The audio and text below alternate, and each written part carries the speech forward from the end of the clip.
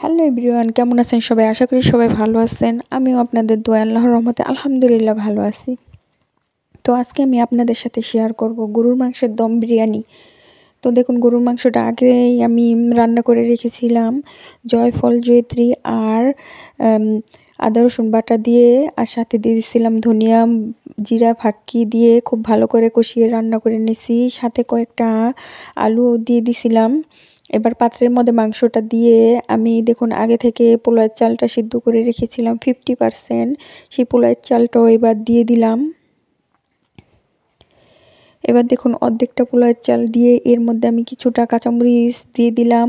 এবার এখানে দিয়ে দিব কাঠ আর কাজু বাদাম কেটে রাখছি, কাঠ আর কাজু বাদামটাও দিয়ে দিলাম। এবার দেখুন এখানে আমি সামান্য পরিমাণ চিনি দিয়ে দিব, জাস্ট টেস্টের ব্যালেন্সটা ঠিক রাখার জন্য। এবার দেখুন আমি আর একটা লেয়ারও দিয়ে দিলাম। এবার উপরে আমি কিছুটা কাটার কাজু বাদাম ছিটিয়ে দিলাম আর দিয়ে দিতেছি 2-3টা কাঁচামরিচ। এবার দেখুন কাঁচামরিচটা দেওয়ার পরে আমি এখানে গরুর দুধ, লিকুইড দুধ জাল করে ঘন করে রেখেছিলাম, আর সাথে আমি ফাঁকি দুধও মিশাইছিলাম ঘি দিয়ে। এবার আমি ওই মিশ্রণটা দিয়ে দিলাম। এবার দেখুন এখানে উপর দিয়ে আমি একটু গরম মশলা ফাঁকি ছিটিয়ে দিছি। এবার ঢাকনাটা দিয়ে সিল করে দেব। এখানে দেখুন আমি আটা গুলিয়ে রাখছিলাম, আটাটা দিয়ে দিলাম।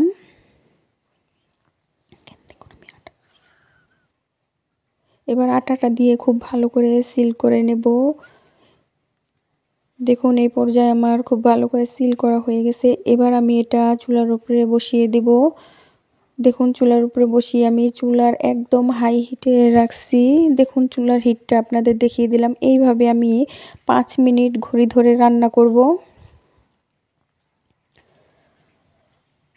তো দেখুন এই তো ঘড়ি ধরে আমি 5 মিনিট রান্না করে নিছি। এবার আমি একটা তাওয়া বসিয়ে নিলাম। তাওয়াটার মধ্যে আমি এবার প্যানটা বসিয়ে দেব। দেখুন চুলার হিটটা আপনাদের দেখিয়ে দিতেছি, একদম লো ফ্লেমে আমি রাখছি, একদম লোতে রেখে এবার আমি 45 মিনিট এই দম বিরিয়ানিটা দমে রাখবো।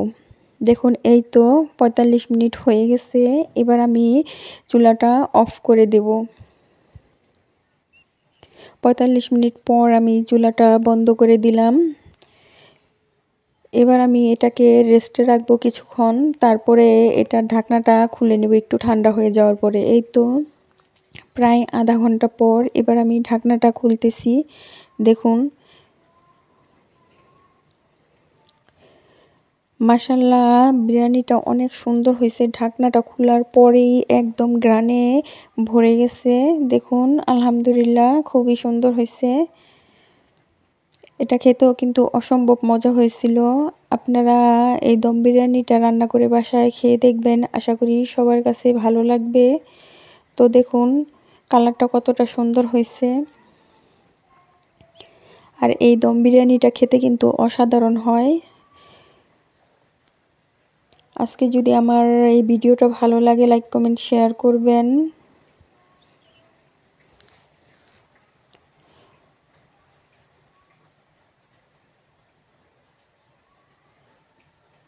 সবাই সবার জন্য দোয়া করবেন। আল্লাহ হাফেজ।